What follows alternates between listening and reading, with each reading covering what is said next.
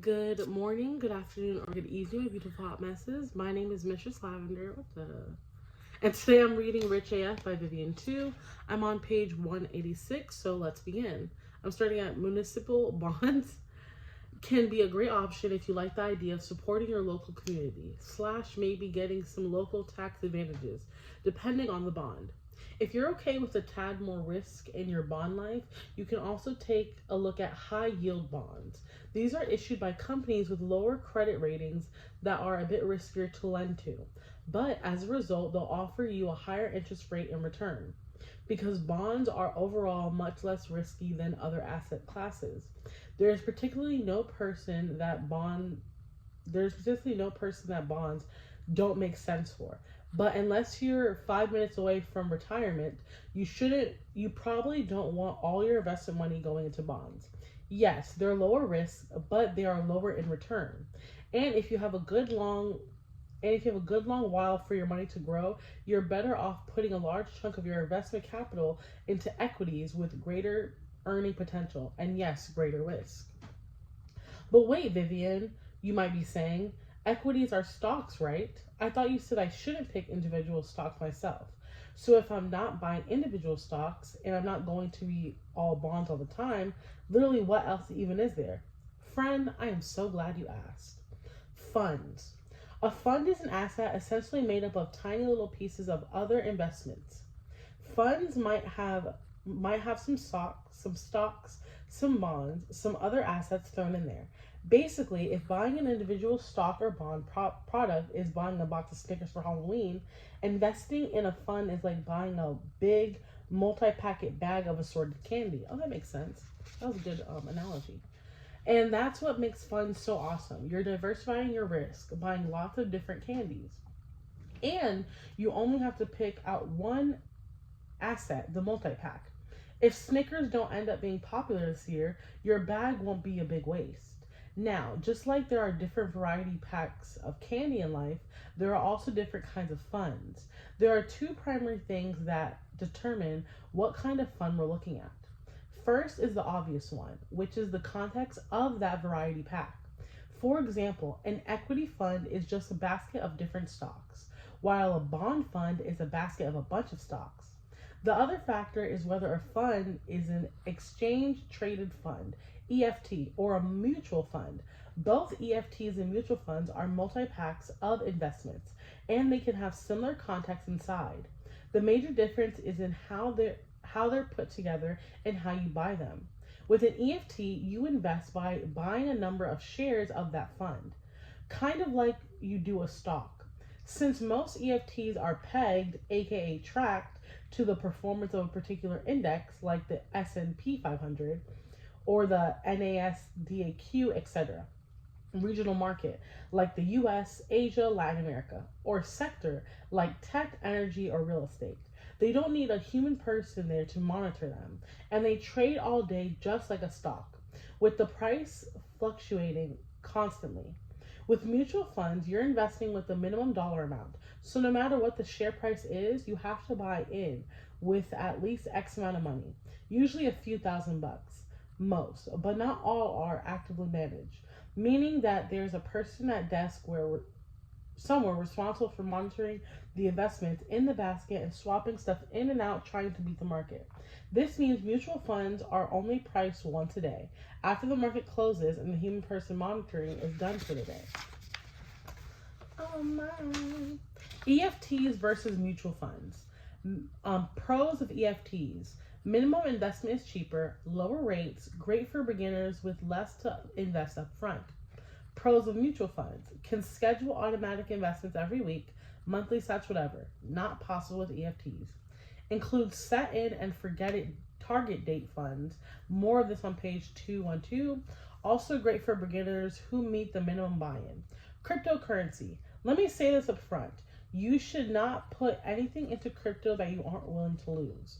It is not a good place to put 100% of your money. If you're a pretty regular schmegular investor who isn't raking in tons of bucks at your day job, you probably have many more investment options to exhaust before the thought of crypto should even enter your brain. You don't get any tax breaks for buying crypto. You don't get any employer match. And unlike real estate, you can be left with zero value if your coin holding plummets. Now, with that out of the way, what actually is crypto? Well, at its core, cryptocurrency is just virtual money.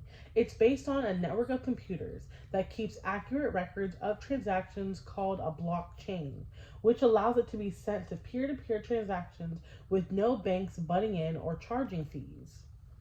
However, while you can use crypto to make payments online, most people buy crypto coins not to spend them, but to hold on to them as they go up in value. In other words, as an investment. You can buy them on exchanges using either standard currency or other crypto coins. And in that sense, investing in crypto is like investing in any other asset class. But that's kind of where the similarities end. Stocks, for example, are heavily regulated by government agencies and must follow certain rules and disclosures. Crypto, on the other hand, is largely regulated and operates in a decentralized manner. There are no third parties in the way to charge fees. But there are also no third parties in the way to throw on the brakes if something fishy or illegal happens. Crypto is also more volatile than traditional asset classes. Yes, stock prices go up and down, but they rarely swing as drastically or as quickly as crypto does, which makes crypto a riskier investment. The Your Rich BFF take, basically it's totally possible for a healthy investment strategy to include crypto, but it should not be at the top of your priorities list for investments, and it should definitely not be your only asset class. I recommend crypto being 1 to 5% of your entire portfolio, and if a crypto investment seems at all fishy to you, run. Brokerages and investment accounts. Okay, you're pumped to put your dollars to work.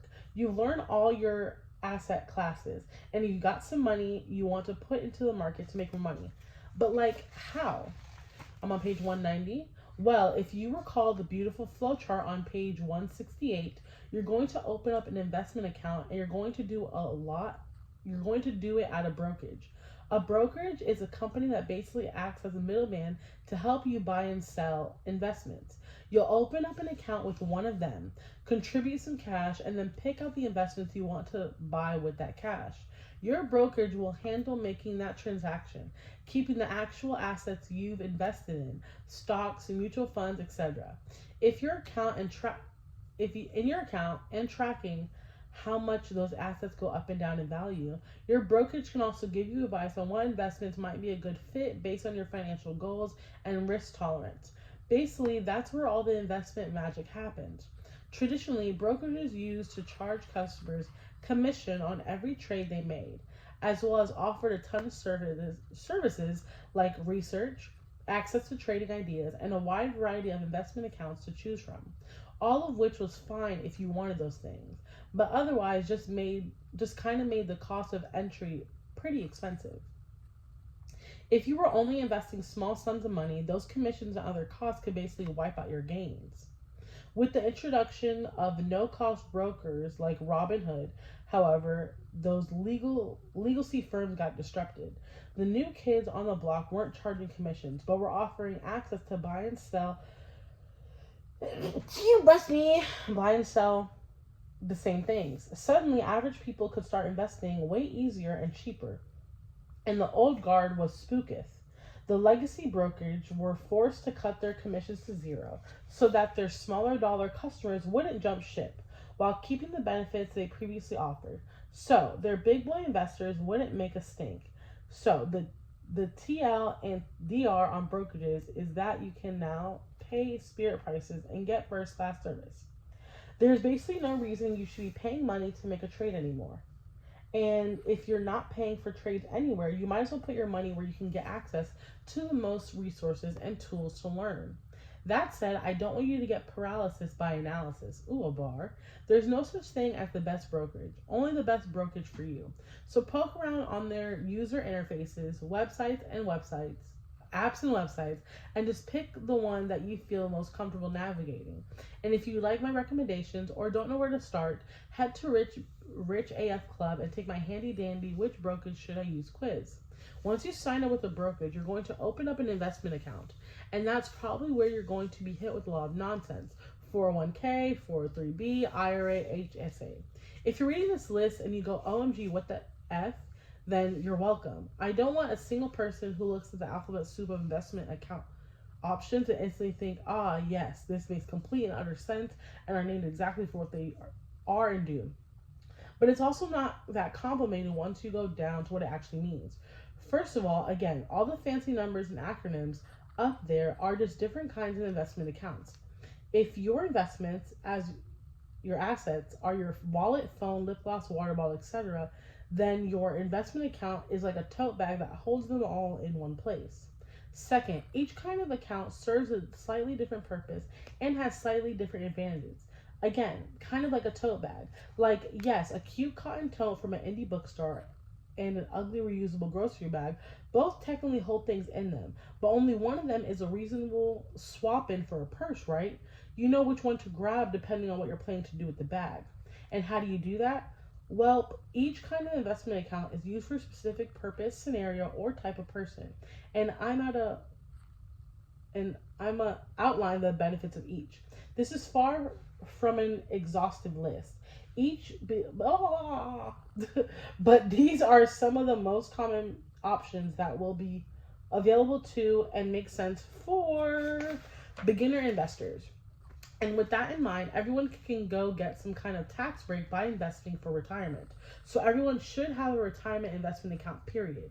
Remember how the government will basically bribe you with lower taxes if you're a responsible little citizen and invest money for when you're older? Yeah, that's this. The kind of retirement account you personally can open will depend on a few factors, specifically whether your employer offers retirement accounts. More on that in a second. But at the minimum, you should be eligible for an individual retirement account. So with that in mind, let's run down these bad boys. For accounts that are tax advanced, you'll see the money emoji next to the name. Okay, I'm gonna stop there. I read a lot, but on page 192, I'm gonna start at 401k and 403b. And remember, I'm again reading Rich AF by Vivian too. This is a great book. I feel very smart reading it. And yeah, if I mess up, oh well, I'm learning. I'm getting better, and you are too. So thank you. Again, my name is Mistress Lavender. And don't forget to like, comment, and subscribe, and turn your post notifications on. Bye!